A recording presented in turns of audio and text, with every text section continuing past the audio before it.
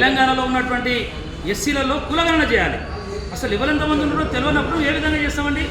ఏదైనా వర్గీకరణ చేయాలనుకున్నా, తీసేయాలన్నా, ఉంచుకోవాలనుకున్నా 341 ఆర్టికల్ చెప్తున్నది. ఇది పార్లమెంట్లో చట్టం చేయాలి. పార్లమెంట్లో చట్టం చేస్తేనే చెల్లుతుంది.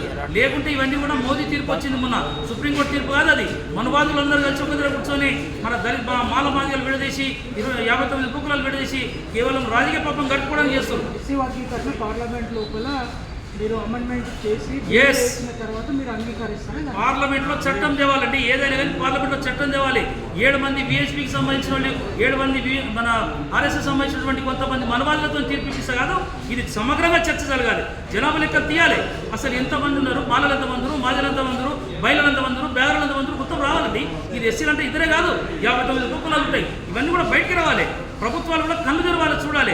ఈ 30 సంవత్సరాలుగా మేమంతా మౌనంగా ఉంటే అవతల ఉపయోగపడదు. ఇప్పుడు మౌనంగా ఉండే పరిస్థితి లేదు. అందరికీ న్యాయం జరిగే వరకు కూడా ఎస్సీ వర్గీకరణ వ్యతిరేక పోరాటం చేస్తుంది. తప్పకుండా మళ్ళందరూ కూడా ముందుంటారు. అందరికీ న్యాయం జరిగే విధంగా పోరాడతామని చెప్పి తెలియజేస్తున్నారు. జై